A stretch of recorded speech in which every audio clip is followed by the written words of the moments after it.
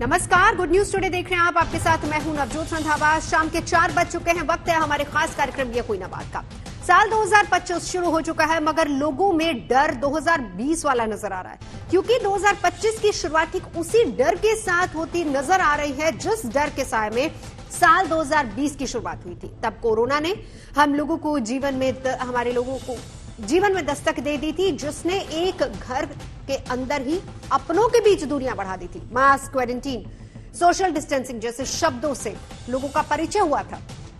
अब साल 2025 की शुरुआत हो चुकी है, ठीक वैसा ही डर लोगों के मन में, उनके चेहरों पर नजर आ रहा है, क्योंकि करीब करीब कोरोना जैसा HMPV वायरस से जुड़ी खबरें अब सामने आ रही हैं। कोरोना की तरह HMPV वायरस सांस तंत्र पर असर डालता है।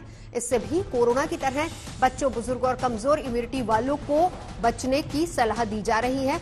और ये सभी वो बातें हैं जो इस वायरस से जुड़ी सोशल मीडिया पर वायरल हो रही है, या फिर हम ये कहें कि एक दूसरे की जबानी सुनने को मिल रही है। मगर हकीकत क्या है, ये आज हम आपको बताएंगे।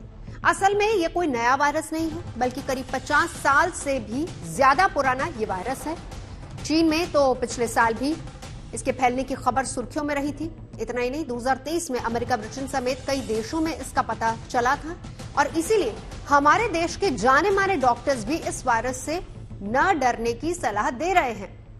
अब तो भारत सरकार की तरफ से भी कह दिया गया है कि देश को इस वक्त इस वायरस से चिंता करने की जरूरत नहीं है, लेकिन हाँ, सावधानी जरूर बरतनी होगी।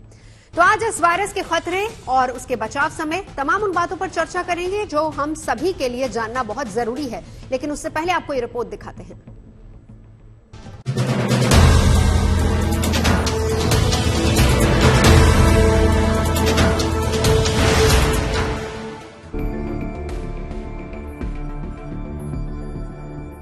जब से कोरोना आकर गया है, तब से किसी भी वायरस की आहट से डर लगने लगा है।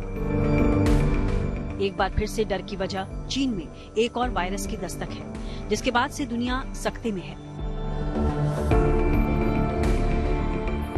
दावा किया जा रहा है कि HMPV यानी ह्यूमन मेटा न्यूमो वायरस की वजह से चीन में हड़कंप मचा हुआ है। कहा तो ये भी जा रहा है कि इस वायरस का कोई टीका नहीं है। और तो और बेंगलुरु में 2 और अहमदाबाद में 1 केस आने के बाद से भारत में बेचैनी है। कोरोना से मिलते जुलते HMPV वायरस के पांव पसारने की खबर के बाद से हेल्थ मिनिस्ट्री अलर्ट मोड पर है। हालांकि सरकार अभी ये कह रही है कि इस वायरस को लेकर चिंता करने वाली बात नहीं है। ऐसा कुछ खबरें चल रही हैं मीडिया में, जिसमें ये कहा गया है कि चाइना में मेटान्यूमो वायरस का एक आउटब्रेक है और सीरियस है। हमें ऐसा नहीं लगता, इन द सेंस कि यहाँ पे मेटान्यूमो वायरस एक नॉर्मल रेस्पिरेटरी वायरस है जो जुकाम जैसे बीमारी करता है, या कुछ लोगों में फ्लू जैसे सिम्टम्स हो सकते हैं, खासकर जो बहुत बूढ़े लोग हैं या बहुत 1 साल से कम उम्र के बच्चे हैं। लेकिन ऐसी कोई सीरियस बीमारी नहीं है जिससे चिंता करने की ज़रूरत है। इन दिनों, सर्दी के दिनों में रेस्पिरेटरी वायरस इन्फेक्शंस होते हैं, और हमारे हॉस्पिटल्स और इंस्टीट्यूशंस इनको हैंडल करने के लिए तैयार हैं। बेड्स की भी अवेलेबिलिटी है, ऑक्सीजन वगैरह की भी अवेलेबिलिटी है। स्पेसिफिकली दवाइयाँ चाहिए नहीं होती, बिकॉज इसके अगेंस्ट कोई स्पेसिफिक एंटीवायरल ड्रग्स है नहीं। जहाँ तक कि हमारे यहाँ का डेटा का सवाल है, कोई ऐसा बहुत ज़्यादा केसेस नहीं आ रहे हैं, ना तो हमारे हॉस्पिटल्स में, ना ही हमारे डेटा में जो IDSP पे आता है, जो ICMR का डेटा है, उसके हिसाब से नॉर्मल इंक्रीज जो सर्दियों में होता है वही है, उससे ज़्यादा सीरियस कुछ नहीं है। तो चिंता करने की आवश्यकता देश को नहीं है इस वक्त। हेल्थ मिनिस्ट्री के अनुसार चीन में फैला ये वायरस भले ही भारत में चिंता की बात न हो, लेकिन कोरोना से मिलते जुलते लक्षणों ने लोगों में इस वायरस को लेकर बेचैनी बढ़ा रखी है। सामने आ रही रिपोर्ट की माने तो HMPV वायरस के शिकार अभी तक ज्यादातर बच्चे हुए हैं। कोरोना की तरह इस वायरस से संक्रमित लोगों में भी खांसी, बुखार, जुकाम के लक्षण नजर आ रहे हैं। HMPV के संक्रमण से रैशेस की शिकायतें भी आम हैं। लेकिन डॉक्टर्स का कहना है कि ह्यूमन मेटा न्यूमो वायरस से डरने नहीं, बल्कि सतर्क रहने की जरूरत है। अगर चाइना में ये फैल रहा है तो हमें अलर्ट रहने की जरूरत है, बट अलार्म होने की जरूरत नहीं है, बिकॉज इंडिया और चाइना का बॉर्डर मिलता है और बहुत मर्चेंट्स और बिजनेसमैन वहाँ से आते जाते हैं। तो अगर वो वहाँ पर फैल रहा है तो इंडिया में हमेशा अलर्ट रहने की तो जरूरत है। बट हमें इसमें अलार्म होने की ज़रूरत नहीं है, बिकॉज इसके जो लक्षण है वो बहुत सीरियस नहीं होते हैं और सेल्फ लिमिटिंग होता है। इसका कोई ट्रीटमेंट या कोई वैक्सीन नहीं है अवेलेबल, और ये सेल्फ लिमिटिंग होता है। सीरियस डिजीज़ होती है तो सपोर्टिव ट्रीटमेंट जैसे ऑक्सीजन और फ्लूइड्स की थेरेपी से ये हम इसको ट्रीटमेंट करते हैं। प्रिकॉशंस इसमें बहुत ज़रूरी हैं। जो ह्यूमन मेटान्यूमो वायरस है ये एक संक्रमित पर्सन से दूसरे नॉर्मल इंसान को फैल सकता है। अगर कोई नॉर्मल इंसान किसी इन्फेक्टेड पर्सन के टच में आ जाए, या फिर वो ऐसे सरफेसेस को टच करे जो कि एक संक्रमित इंसान की सिक्रीशन से दूषित हो चुके हैं, जैसे कि डोर नॉब, लिफ्ट का बटन, या फिर डेस्कटॉप, या कहीं पर भी आप पब्लिक प्लेस पे बैठे हैं वहां से आप इन्फेक्ट हो सकते हैं। ह्यूमन मेटान्यूमो वायरस हदों से आगे न बढ़े, इसके लिए केंद्र सरकार ने एडवाइजरी जारी कर दी है। HMPV का संक्रमण ज्यादा लोगों में न फैले, इसके लिए हेल्थ मिनिस्ट्री ने लोगों से खांसते छींकते वक्त नाक मुंह ढकने को कहा है। एडवाइजरी में हाथों को साबुन या फिर सैनिटाइजर से साफ करने की सलाह दी गई है। साथ ही लोगों से भीड़भाड़ वाली जगहों पर अनावश्यक न जाने की अपील की गई है। साथ ही लोगों से ये भी कहा गया है कि अगर वो बीमार हों तो दूसरों के घरों में जाने से परहेज करें।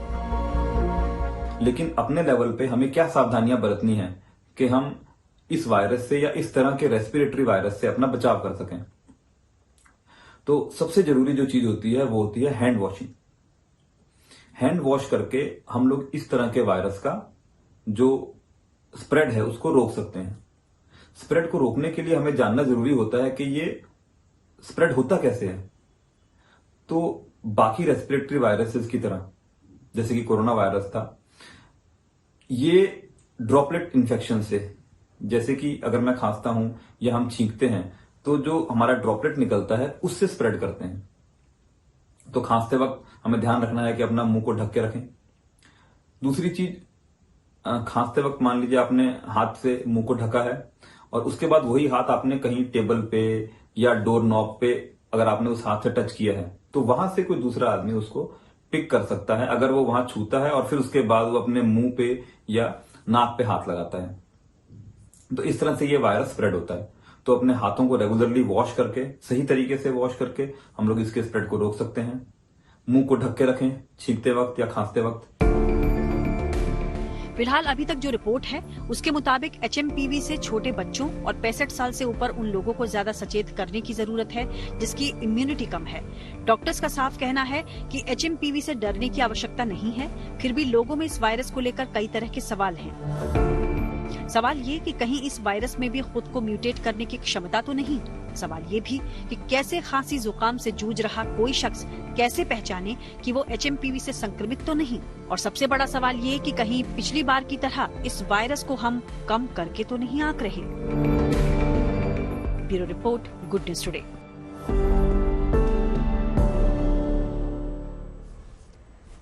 और इस वक्त का सबसे बड़ा सवाल जो लोगों के दिलो दिमाग में उठ रहा है वो ये कि क्या ये HMPV वायरस कोरोना वायरस की तरह फैल सकता है। ऐसे में हम आपको कुछ जरूरी जानकारी भी दे देते हैं, जैसे कि कोरोना वायरस और HMPV दोनों अलग अलग फैमिली का हिस्सा हैं, मगर इन दोनों वायरस में कई चीजें मेल खाती हैं। जैसे कि दोनों ही वायरस सांस तंत्र पर असर डालते हैं, ये दोनों ही वायरस सांस संक्रमण से फैलते हैं। मतलब साफ है कि दोनों वायरस के लक्षण एक जैसे होते हैं और इन दोनों वायरस से बच्चों और बुजुर्गों को ज्यादा खतरा है, जबकि कमजोर इम्यूनिटी वालों को भी सावधानी बरतने की जरूरत है। लेकिन अगर हाथ साफ रखना, मास्क पहनना और सोशल डिस्टेंसिंग का पालन किया जाए तो फिर खुद को हम सुरक्षित रख सकते हैं।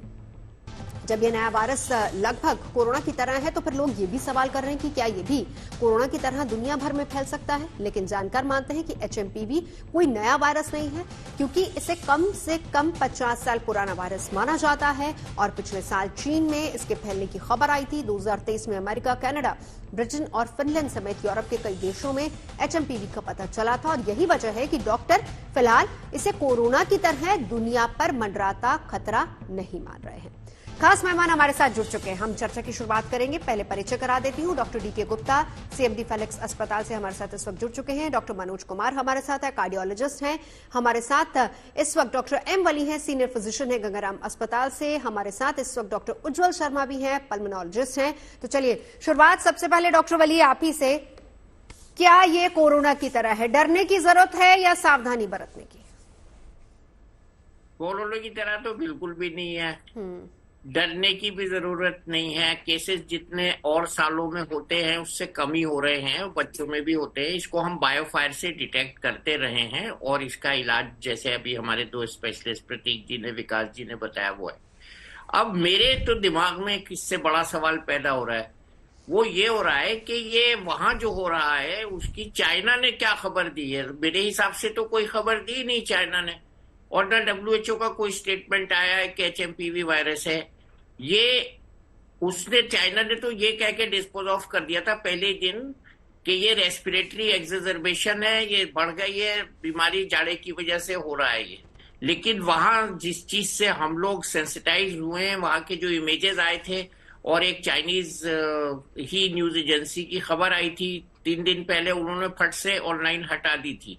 तो जहां तक ये चाइना में क्या हो रहा है इसका सवाल है, इसका अभी हमारे पास जवाब नहीं है। बट HMPV वायरस से बिल्कुल डरने की जरूरत नहीं है, क्योंकि ये एक रेस्पिरेटरी जो इन्फ्लुएंजा लाइक इलनेस है उससे जुड़ा हुआ RNA वायरस है। इसका बायोफायर से डिटेक्शन होता है। इसके ट्रीटमेंट के बारे में जैसा अभी बताया है जनरल ही होता है, और जैसे अभी ये भी बताया गया है कि अगर सिक पेशेंट होता है तो उसको ऑक्सीजन, IV फ्लूइड वगैरह से इंटेंसिफाई किया जाता है इलाज। ICU में जाने की भी हो सकता है जरूरत पड़े। लेकिन मैं बार बार ये कह रहा हूं कि चाइना से सावधान रहिए, चाइना के वायरस से मत सावधान रहिए। चाइना का वायरस जो है ना वो पता ही नहीं चलने देगा वो। चाइना से तो डॉक्टर वाली पूरी दुनिया को सावधान होने की जरूरत है। और हमने बहुत सफर किया है पिछली पूरी दुनिया ने अप्रोच से और चाइना की अप्रोच से। HMPV से कोई खतरा नहीं है, आप बिल्कुल क्लियर मैसेज दे रहे हैं, और इसके लिए हम आपके शुक्रगुजार हैं। जनता को भी शुक्रगुजार होना चाहिए कि this message is very clear, HMPV is a routine virus. ठीक है सर, लौटती हूँ आपके पास। अब डॉक्टर उज्जवल हमारे साथ है, पल्मोनोलॉजिस्ट हैं। डॉक्टर साहब, मेरा जो सवाल है वो बहुत अहम आपसे। देखिए, 3 लोगों को कहा जा रहा है बहुत वल्नरेबल है, जिसमें बच्चों की बात हो रही है, बुजुर्गों की बात हो रही है, और वो जो कि किसी गंभीर बीमारी से ग्रसित हैं। तो पहली बात तो ये कि उनके लिए कितना बड़ा खतरा ये हो सकता है, उन्हें किस तरीके से अलर्ट रहने की जरूरत है, लक्षण कैसे हो कि हमें सावधान हो जाना चाहिए? जी बिल्कुल। देखिए क्या है कि this is common for every other virus also. जो एल्डरली हैं, मोर देन 60 ईयर हैं, या बच्चे हैं, या इम्यूनो कॉम्प्रोमाइज पेशेंट्स हैं, जैसे कि किडनी पेशेंट्स हैं या ऑन्को पेशेंट्स हैं, या जिनकी किसी वजह से इम्यूनिटी काफी डाउन है, तो ऐसे पेशेंट्स को तो हमेशा ही सतर्क रहना चाहिए। और अगर ऐसे लोगों में ज्यादा खांसी के साथ साथ फीवर आ रहा है, या अगर उनको ज्यादा रेस्पिरेटरी प्रॉब्लम हो रही है, जैसे सांस की गति बहुत तेज हो जाना, साथ में ऑक्सीजन लेवल डाउन होना, या अगर उनको कोई अन्य बीमारी है उसकी इंटेंसिटी वो काफी बढ़ जाती है, तो उनको तुरंत ही हॉस्पिटल जो है संपर्क करना चाहिए और उसका प्रॉपर चेक करना चाहिए। जैसे बायोफायर और PCR जो टेस्टिंग है उससे HMPV वायरस को पता चल जाता है। दूसरा ये है कि अगर जो पेशेंट्स जो जिनको पहले कोविड हो चुका है, जो पोस्ट कोविड पेशेंट्स हैं, उनमें भी हमने देखा है कि काफी जो है वायरल के केसेस काफी ज्यादा बढ़ जाते हैं, और उनमें काफी serious lower respiratory tract infection या कभी कभी सीवियर निमोनिया देखने को भी मिलता है। तो अगर ऐसे पेशेंट्स हैं जिनको पहले कोविड काफी सीवियर रह चुका है, पोस्ट कोविड पेशेंट्स हैं या लंग फाइब्रोसिस के पेशेंट्स हैं, तो उनको भी काफी अलर्ट रहने की जरूरत है। और दूसरा ये कि HMPV से डरने की जरूरत नहीं है, बट हमको अलर्ट रहना जरूरी है, सतर्क रहना जरूरी है, और मास्क का प्रयोग बिल्कुल करना है, और सोशल डिस्टेंसिंग को जरूर अपनाना है। तो आप क्या ये कहना चाह रहे हैं कि वक्त आ गया है कि हमें मास्क पहन लेना चाहिए? जी बिल्कुल। अगर आप ऐसी जगह जा रहे हैं जहाँ गैदरिंग है, काफी लोगों का जमावड़ा हो रहा है, या आप ऐसे हॉस्पिटल्स में जा रहे हैं, या ऐसे लोगों के कॉन्टेक्ट्स में जा रहे हैं जिनको रेस्पिरेटरी प्रॉब्लम्स हैं, जिनको कफ एंड कोल्ड हो रहा है, तो आपको जरूर मास्क का प्रयोग करना चाहिए। ठीक है, डॉक्टर DK गुप्ता, अब आपके पास आती हूँ, आप पेडिट्रिशियन भी है। डॉक्टर साहब, हमें ये समझाइए जरा कि अब अगर हम स्पेसिफिकली बच्चों की बात करते हैं, देखिए सबसे ज्यादा लोगों के जहन में यही डर है। बच्चे तो स्कूल भी जाते हैं, बच्चे खेलते भी हैं, बाहर भी जाते हैं, और जो मौसम इस वक्त उत्तर भारत में चल रहा है उसमें एक नॉर्मल खांसी, सर्दी, जुकाम होना ये एक आम बात है। लेकिन किस तरीके से हम डिफ्रेंशिएट कर सकते हैं, हम लक्षण कैसे पहचान सकते हैं, और कहां पर अलर्ट होने की जरूरत है अगर हम बच्चों की बात करें तो? देखिए नवजोत, पहले तो मैं एक बात बताना चाहूंगा कि बिल्कुल पैनिक और घबराने की बात बिल्कुल नहीं है इसमें। और दूसरी बात, कुछ डाटा बताना चाहूंगा जिसके बेस पे हम आगे एनालाइज करेंगे। पहला डाटा है कि वायरस नया नहीं है, ये 2001 में पहले आइसोलेट किया गया था। इसके अलावा हर साल इससे 10 से 15% इन्फेक्शन जो होते हैं रेस्पिरेटरी, वो उसकी वजह से होते हैं। मतलब अगर टोटल 100% रेस्पिरेटरी इन्फेक्शन हो रहे हैं, उसमें 10 से 15% एचएमपी वायरस काउंट करता है। इसके अलावा लास्ट ईयर का डाटा 2023 का जो यूएस का और बहुत सारे और यूरोपियन कंट्रीज में 10% जितने इन्फेक्शन हुए थे उसमें एचएमपी वायरस आइसोलेट किया गया था।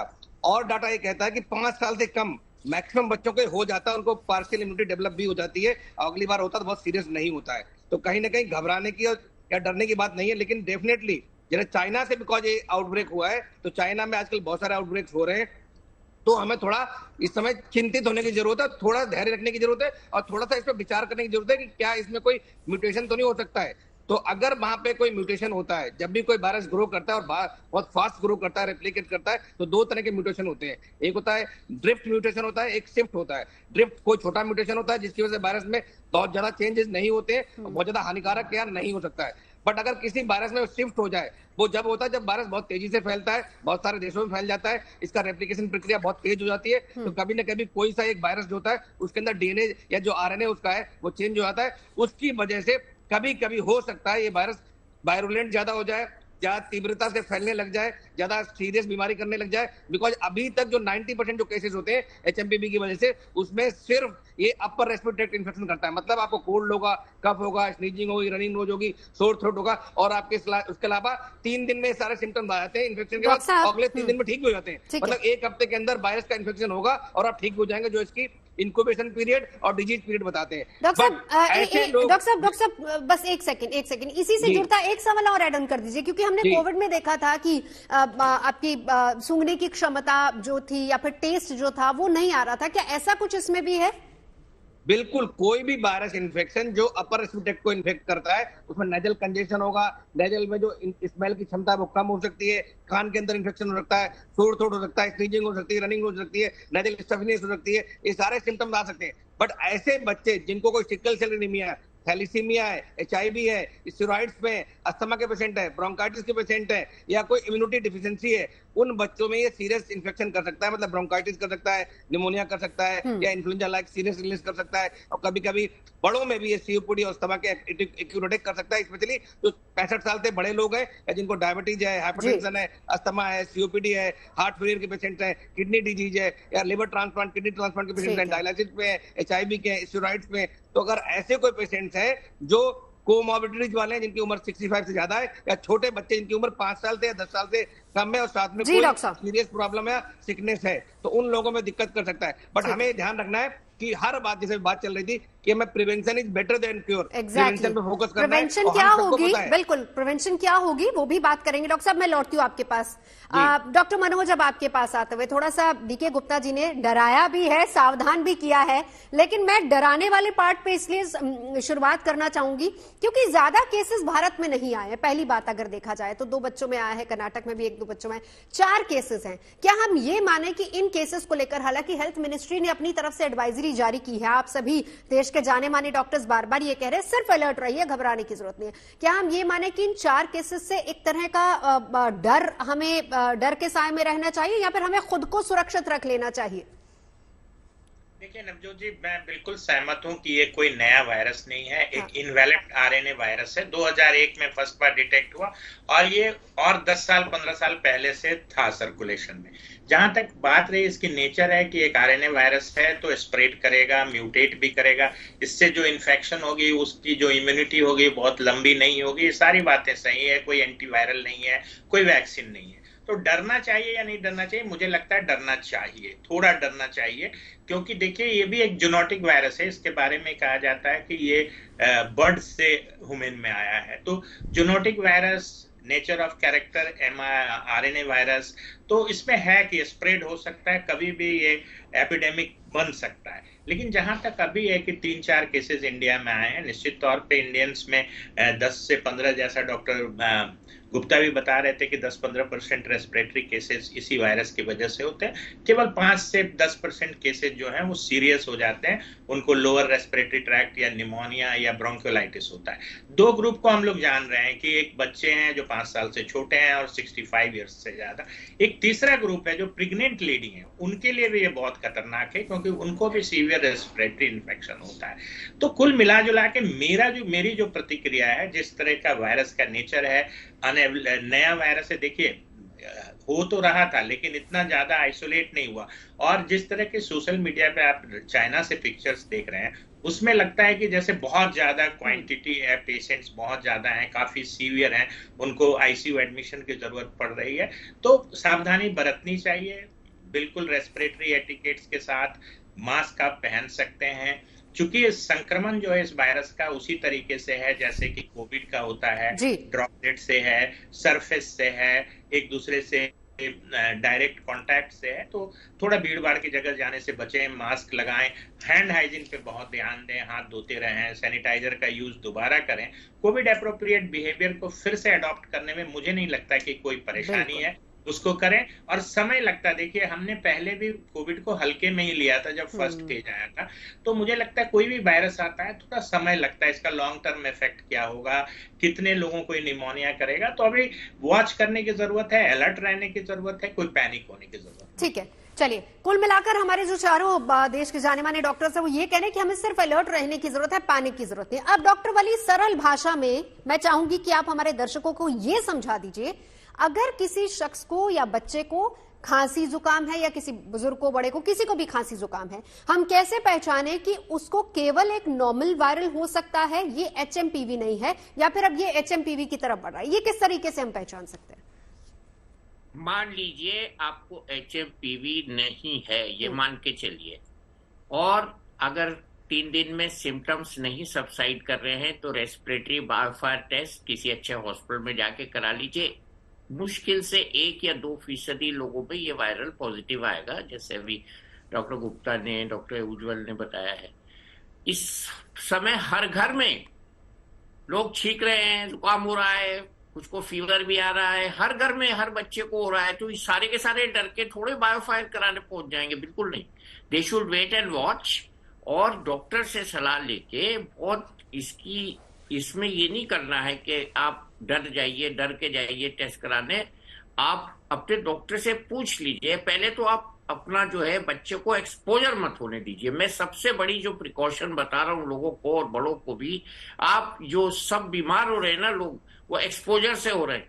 गर्म गाड़ी से उतरे, ठंडे घर में घुस गए, गर्म कमरे से निकले, बाहर आ गए, गाड़ी में बैठने के बीच में एक्सपोजर हो गया। इस तरह से लोगों को एक्सपोजर हो रहा है, जो हम माइंड नहीं कर रहे हैं। स्लीवलेस पहन के चले गए शादी में लेडीज, तो उससे एक्सपोजर हो गया। मैं कहता हूँ शॉल लेके जाओ ना, तो आप अपने को बचाइए। सडन एक्सपोजर हमारे शरीर में रेस्पिरेटरी इम्यूनिटी को, जो फिजिकल इम्यूनिटी होती है, जिसको हम एक्लेमेटाइजेशन कहते हैं, उसको हमारे प्रभावित करता है, और यही हो रहा है।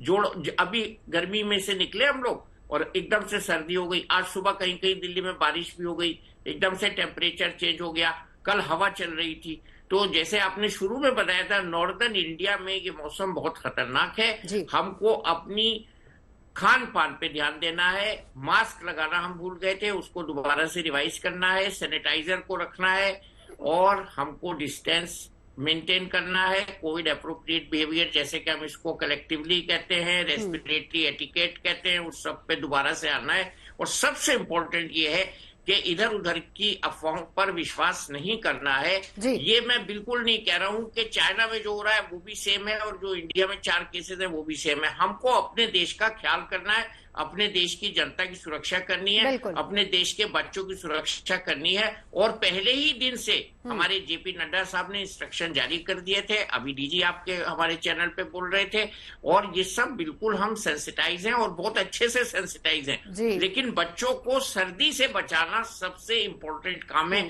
एक्सपोजर से बचाना। बच्चे बाहर आइसक्रीम ना खाएं, कोल्ड ड्रिंक ना पिए, ठंडे पेय न पिए, दही न खाएं, खट्टी चीजें न खाएं, अचार से परहेज करें। ये गला को पकड़ने वाली चीजें हैं। आप क्या इस्तेमाल करें, बस 1 सेकंड में। आप जाफरान, केसर का इस्तेमाल करें, दालचीनी का इस्तेमाल करें, अदरक का इस्तेमाल करें, अजवाइन का इस्तेमाल करें, एक छोटा छोटा इनकी क्वांटिटी डाल के पानी में उसको बॉयल करके रख ले, घर में सब लोग वो पिए, ठंडा पानी भी ना पिए। तो ये ठंड से बचने की पूरी मुहिम है अगले 2-3-4 हफ्तों में, और उसके बाद सब क्लियर हो जाएगा। मैं ये नहीं कह रहा हूँ कोई घबराने की जरूरत है, बट चाइना की मैं कोई गारंटी नहीं ले रहा हूँ, ना मैं WHO से अभी तक कुछ सुन पाया हूँ। चाइना की कोई गारंटी नहीं लेता सर पूरी दुनिया में। चलिए, क्या क्या जो इसकी हो रहा कोई है वैक्सीन पता है? नहीं हो क्या रहा है। बिल्कुल, आज हम चर्चा कर रहे हैं HMPV वायरस की, क्यों इससे दुनिया डर गई और क्या डरने की जरूरत है या सावधानी बरतने की। तमाम खास मेहमान लगातार हमारे साथ बने हुए। इससे पहले चर्चा को आगे बढ़ाएं, हम आपको सुनवा देते हैं कि दिल्ली एम्स के पूर्व डायरेक्टर रणदीप गुलेरिया का क्या कहना है इस वायरस पर, और अहमदाबाद में उन डॉक्टर्स की भी जबानी हम सुनेंगे जिन्होंने इस वायरस से पीड़ित बच्चों का इलाज किया। उनका अनुभव कैसा रहा, वो क्या कहते हैं, वो भी सुनवाते हैं आपको। अगर हम पूरी तरह से देखें तो ये एक माइल्ड वायरस है, खतरे वाली बात नहीं है, और ये वायरस एटलीस्ट पिछले 20 सालों में सर्कुलेट कर चुका है ग्लोब में। तो it is not a new virus, but there is a new outbreak. तो इसलिए one needs to be careful कि has the virus change to some extent to become more to spread more rapidly, और ज्यादा फैल तो नहीं रहा है। हाँ, अभी तक जो डेटा है इस वायरस के बारे में वो ये कहता है कि ये वैसे फेटल जैसे कोविड-19 का डेल्टा वेव था, लेकिन इसमें जो एक्सट्रीम्स ऑफ एज हैं, जैसे बुजुर्ग लोग हैं या बच्चे हैं, उनको ज्यादा ध्यान रखने की जरूरत है, क्योंकि उनमें थोड़ा सीरियस इन्फेक्शन हो सकता है। तो जो हम कोविड अप्रोप्रिएट बिहेवियर की बात करते थे कि अपने रेगुलरली हाथ धोएं, जुकाम नजला है तो लोगों से ना मिलें, या किसी को जुकाम नजला आप उससे ना मिलें, मास्क लगाएं, वो प्रिकॉशंस अगर हम फॉलो करेंगे तो ये इन्फेक्शन के चांसेस हमें काफी हद तक बचाव रहेगा। जो हमारे यहाँ पे बच्चा आया वो 24 दिसंबर को अपने यहाँ पे एडमिट हुआ था ऑरेंज हॉस्पिटल पे। उसको सर्दी खांसी ऑलमोस्ट फॉर 2 to 3 days था।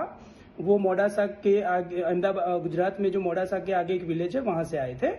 बच्चे को 2-3 दिन हमने छोटे मशीन पे रखा। उसके बाद बच्चे का ऑक्सीजन मेंटेन नहीं हो रहा था, तो हमने उसको वेंटिलेटर मशीन का सपोर्ट दिया। ऑलमोस्ट 5 days वेंटिलेटर सपोर्ट देने के बाद बच्चे की हालत में काफी सुधार आया। वायरल का एंटीवायरल मेडिकेशन होता है, सपोर्टिव ट्रीटमेंट होता है, नेबुलाइजेशन। उसके बाद बच्चे को हमने छोटे मशीन पे भी रखा और अभी बच्चा एकदम डिस्चार्ज के लायक हो गया है। तो बेबी इज एब्सोल्युटली फाइन।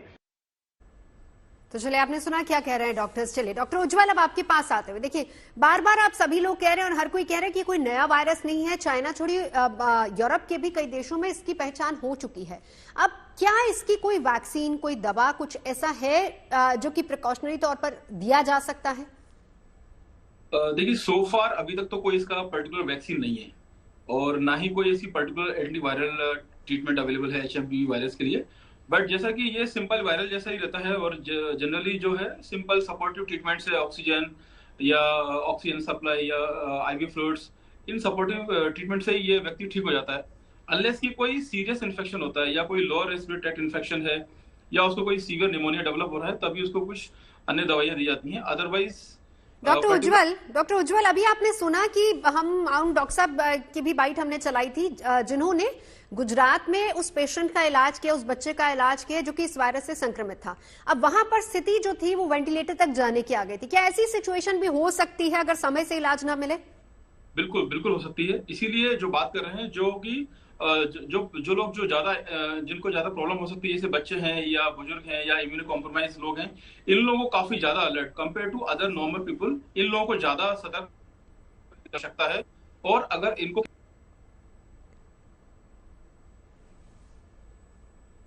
जी, चलिए, कुछ टेक्निकल इश्यू है। डॉक्टर उज्ज्वल अपनी बात आप रखिएगा, लेकिन डॉक्टर DK गुप्ता आप ही के पास आते हो। यहाँ पर देखिए, बच्चे की उम्र जो है वो 2 साल से भी कम है और स्थिति ऐसी कि उसको वेंटिलेटर पर ले जाने की जरूरत पड़ गई।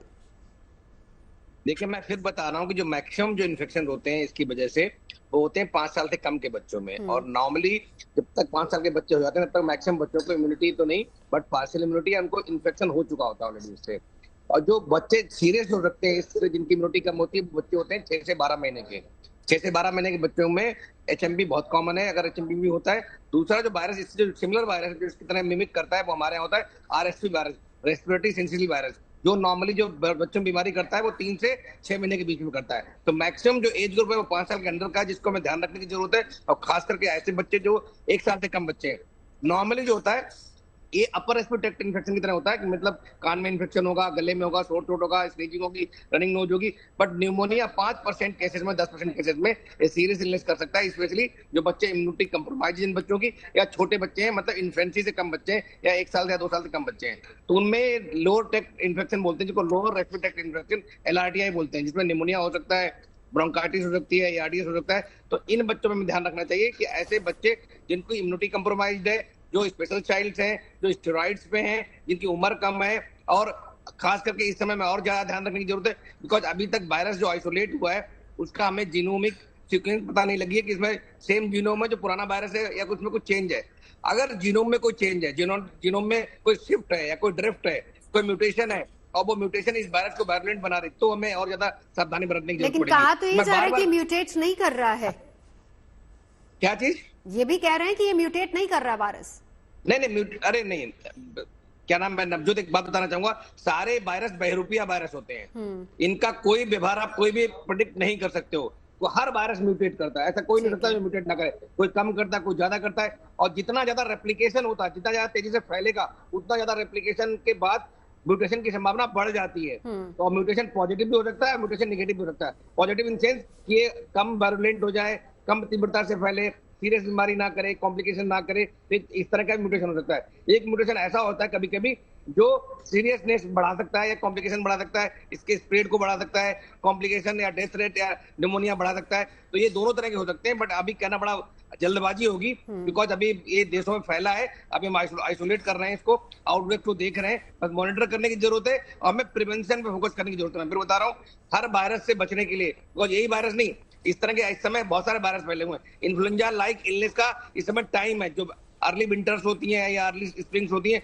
उसमें इन्फ्लुएंजा लाइक इलनेस, चाहे वो RSV वायरस हो, चाहे कोरोना वायरस हो, चाहे राइनो वायरस हो, चाहे HMPV वायरस हो, चाहे कोविड हो, इस तरह के वायरस फैलते हैं इन्फ्लुएंजा, और ये सारे वायरसेस इसी सीजन में फैलते हैं। तो अगर इनसे बचना है हमें, तो जिन वायरसेस की वैक्सीन अवेलेबल है, जैसे इन्फ्लुएंजा की वैक्सीन हमारे पास अवेलेबल है, उसको हमें लगवाना चाहिए। निमोनिया की बहुत सारी बैक्टीरियल निमोनिया की वैक्सीन अवेलेबल है, बिकॉज सेकेंडरी निमोनिया बैक्टीरियल हो सकता है। तो डॉक्टर साहब, ऐसे बच्चे या फिर ऐसे लोग जिनको ऑलरेडी इस तरह की वैक्सीन लग चुकी, क्या हम ये कहें कि चांसेस उनमें कम हो सकते हैं, उनको भी उतना ही अलर्ट रहने की जरूरत है? नहीं, उनको उतना ही अलर्ट रहने की जरूरत है, उनको भी इन्फेक्शन हो सकता है, इन्फेक्शन को कोई प्रिवेंट नहीं कर सकता, बिकॉज इसके अगेंस्ट अभी वैक्सीन नहीं है। इवन वैक्सीन बनी होती तो भी प्रिवेंट नहीं कर सकते। होता क्या, जो कॉम्प्लिकेशन है, अगर दूसरी अगर वैक्सीन लगी है आपको, तो दूसरी बीमारियां होने की संभावना कम हो जाएगी। जब भी आपकी इम्यूनिटी कम होती है बच्चे की या बड़े की, तो उस समय दूसरी बीमारियां हम घेर लेती हैं। जैसे मान लीजिए HMPV का इन्फेक्शन हुआ और साथ में उसकी इम्यूनिटी कम होगी, तो हो सकता है उसको बैक्टीरियल निमोनिया भी हो जाए। तो अगर बैक्टीरियल निमोनिया की वैक्सीन लगी हुई है तो वो निमोनिया नहीं होगा, या इन्फ्लुएंजा की वैक्सीन लगी हुई है तो इन्फ्लुएंजा नहीं होगा।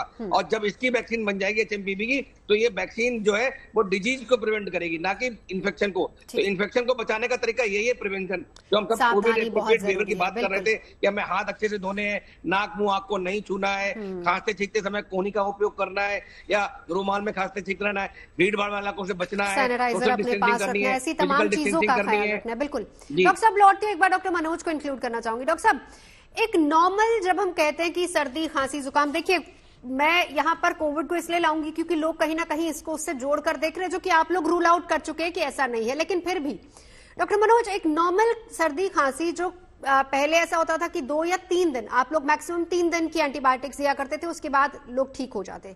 आजकल जो नॉर्मल बुखार है ना सर, वायरल होता है, वो 10 दिन कम से कम चलता है। तो कैसे पता चले, क्या 10 दिन के बाद टेस्टिंग करवाने के लिए जाएं या फिर उन 10 दिनों में ही कहीं ना कहीं लक्षण पता चल जाएंगे? डॉक्टर मनोज? नहीं, देखिए मैं बता रहा हूं कि इसका इंक्यूबेशन पीरियड 3 से 5 दिन का है। तो अगर आपको लक्षण शुरू होता है, और खास करके जिनके, देखिए अपर रेस्पिरेटरी ट्रैक्ट इन्फेक्शन के लिए मुझे नहीं लगता है कि आपको PCR करने की जरूरत है या कोई टेस्ट कराने की जरूरत है।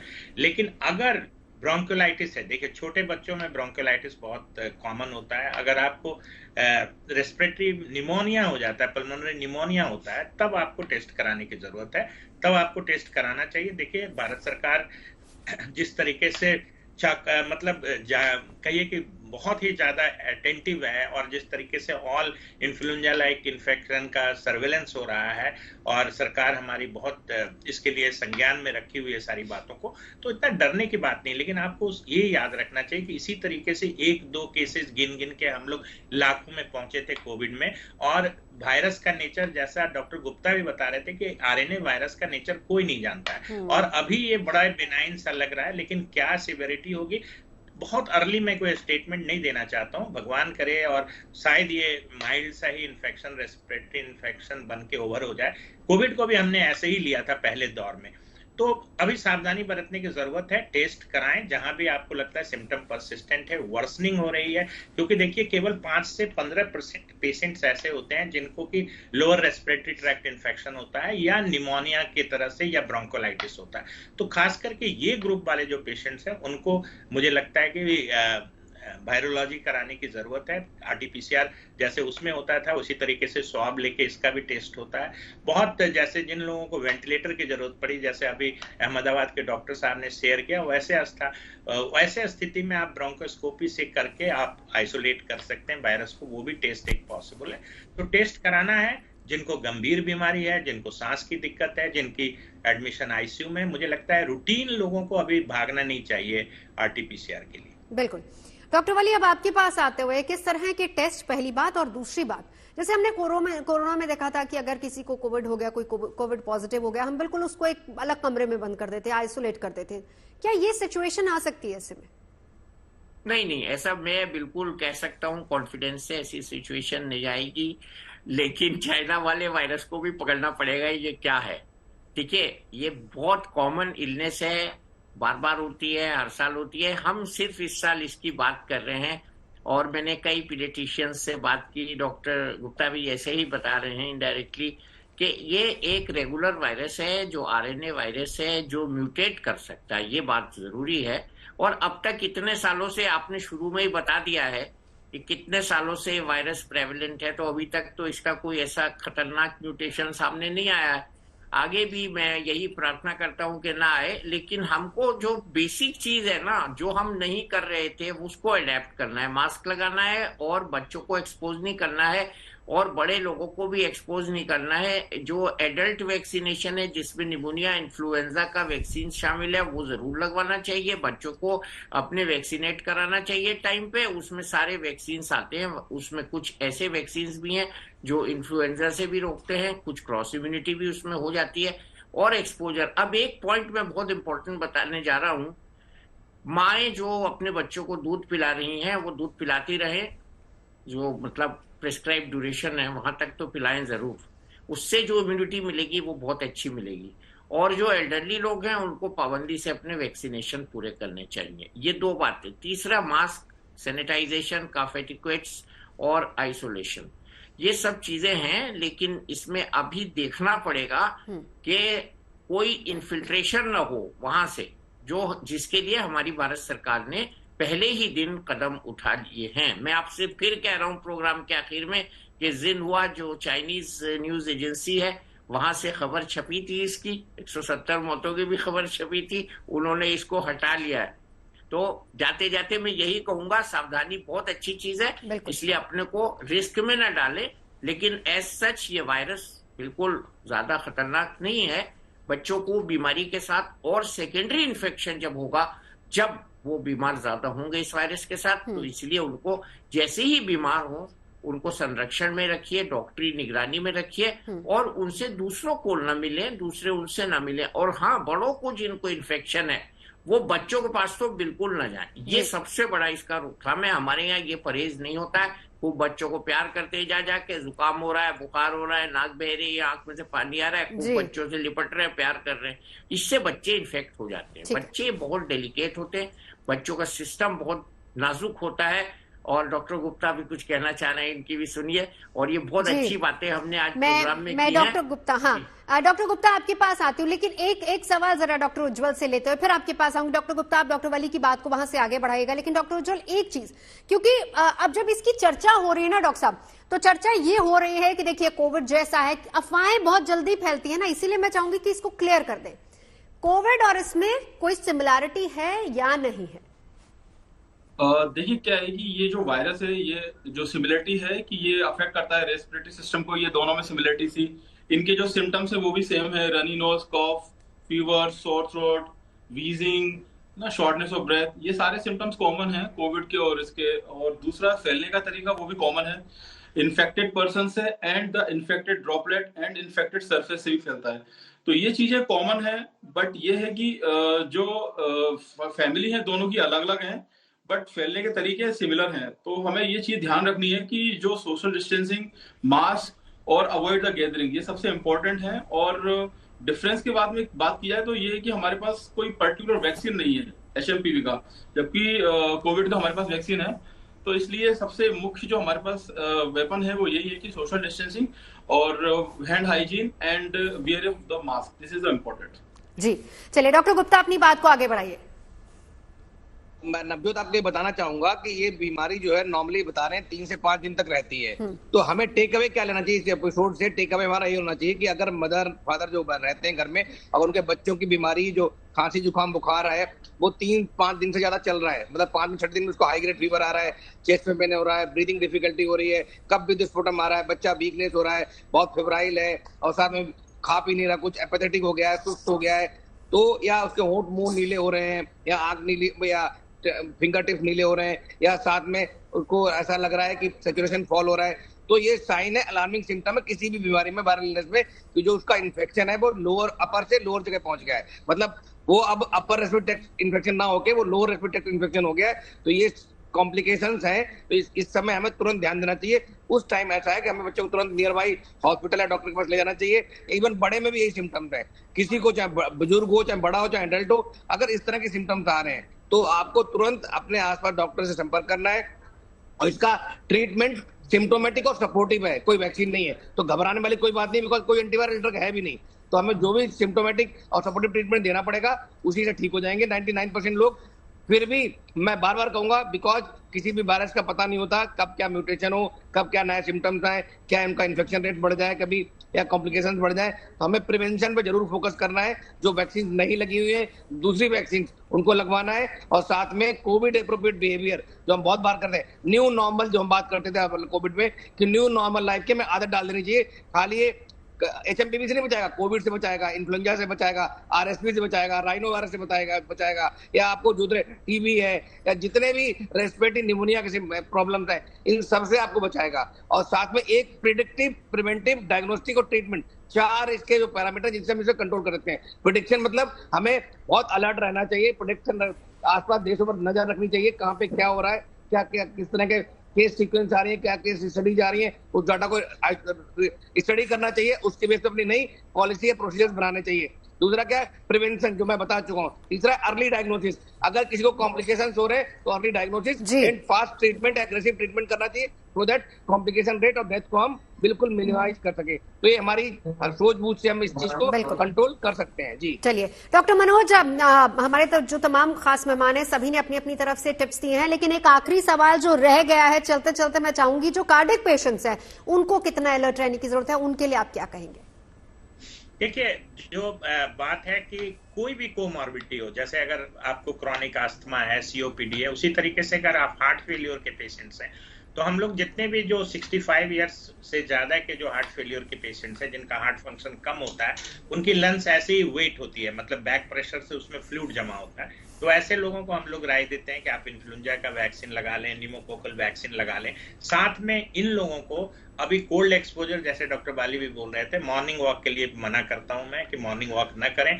घर में से बाहर जब भी आप जाते हैं तो अपना मास्क जरूर साथ में लेके जाएं।